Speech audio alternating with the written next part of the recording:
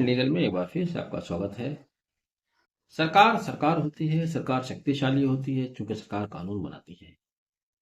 सरकार के सामने क्या आम और क्या खास, वो किसी को भी फ्लड कर सकती है, लेकिन सरकार देश के सबसे बड़े न्यायालय, एपेक्स कोर्ट, सुप्रीम कोर्ट को भी फ्लड कर सकती है। जी हाँ, सरकार है तो कर सकती है।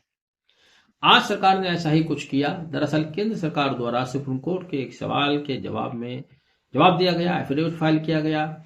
यह सवाल सुप्रीम कोर्ट की ओर से जमानत को लेकर काफी समय से पेंडिंग था। जमानत के संबंध में भारत में कोई निश्चित कानून नहीं है, कोई निश्चित कायदे नियम नहीं है। डिस्क्रिशन के आधार पर कोई व्यक्ति जेल में पड़ा रह जाता है जिसको जेल से बाहर होना चाहिए था। कई बार ऐसा होता है जिन्हें जेल में रहना चाहिए था, जेल से बाहर आ जाते हैं। इसी चिंता और इसी फिक्र को लेकर साल 2022 में एक लीडिंग जजमेंट आया था, सत्येंद्र कुमार अंतिल बनाम सेंट्रल ब्यूरो ऑफ इन्वेस्टिगेशन, जिसमें सुप्रीम कोर्ट ने बहुत सारे गाइडलाइन दिए थे, बहुत सारे दिशा निर्देश दिए थे। उनमें से एक सजेशन केंद्र सरकार को दिया था और ये कहा था कि आप जमानत के संबंध में कोई एक निश्चित कानून लेकर आए। मुझे याद पड़ता है उसके बाद एक और जजमेंट आया था जिसमें सुप्रीम कोर्ट ने 3 माह का समय दिया था कि 3 महीने के अंदर जमानत के संबंध में केंद्र सरकार द्वारा कोई स्पष्ट कानून बनाए।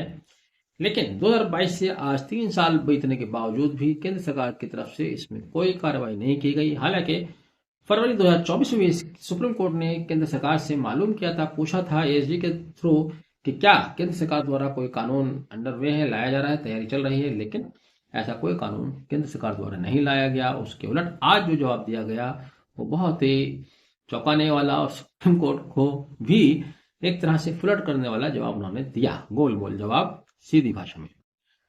केंद्र ने अपने शपथ पत्र में कहा कि 3 नए कानूनों को रिप्लेस कर जो नए कानून लाए गए हैं उनमें से एक बीएनएसएस के चैप्टर 35 में बेल के संबंध में पर्याप्त स्पष्ट किया गया है, पर्याप्त मटेरियल है, एडिक्वेट है, इसलिए कोई नया कानून लाने की जरूरत नहीं है। अब केंद्र का यह जवाब खबर बन सकता है टेलीविजन पर, अखबारों में, तो लोग पढ़ेंगे तो लगेगा कि हाँ बीएनएसएस में कुछ नया लाया गया है।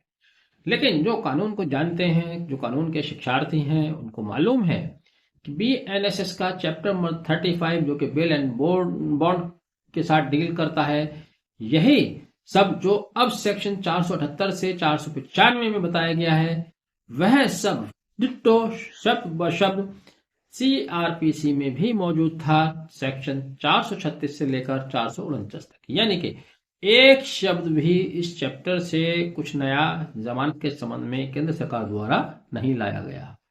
और केंद्र सरकार ने कह दिया कि हमने जो नए कानून लाए हैं अब उनके आने के बाद कोई नया जमानत के ऊपर कानून बनाने की आवश्यकता नहीं है, उसमें पर्याप्त सामग्री मौजूद है। आप पढ़िएगा, एक शब्द भी उसमें नया नहीं है। हाँ, अगर वो कहते कि पहले से प्रावधान है तब उनकी बात ज्यादा अच्छी होती।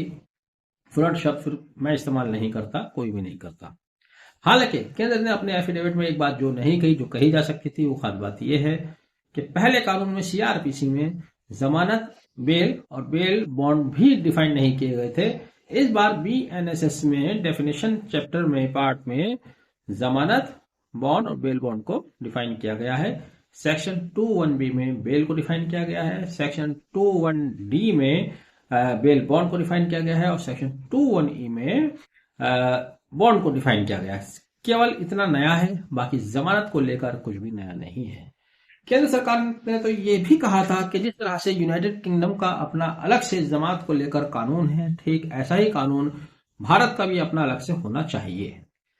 लेकिन भारत सरकार आए दिन वैसे तो बहुत कानून बना रही है, कानून बनाने में महारत है, बहुत जल्दी बहुत छोटे छोटे कानून आते हैं, बड़े बड़े कानून भी आते हैं। लेकिन जहां सुप्रीम कोर्ट भी चाहता है और देश के आम लोग भी चाहते हैं, जो जेलों में पड़े हुए उनसे पूछिएगा, क्योंकि जमानत का कोई आधार नहीं होता और कोई खारिज करने का भी कोई स्पष्ट आधार नहीं होता। बस यही एक लाइन लिखकर जमानत निरस्त या अलाउड कर दी जाती है, जिसका एक खराब उदाहरण आपके सामने सुप्रीम कोर्ट का है, जो मैंने पहले भी दिया था। सत्येंद्र कुमार जैन की जिस दिन अर्ली हियरिंग की पिटीशन थी, उस दिन सुप्रीम कोर्ट ने उनसे कहा कि आपको क्या जल्दी है अपनी बेल एप्लीकेशन जल्द सुनवाने की, उसको खारिज कर दिया। उसी दिन सेम डे टेनी के केस में जो केंद्र सरकार में मिनिस्टर हैं उनसे केंद्र सरकार से पूछा गया कि आपका ट्रायल कब तक पूरा होगा, उन्होंने कहा कि 8-9 साल लगे, तो कहा कि इसको कब तक जेल रखोगे, उनको उसी दिन जमानत दे दी गई।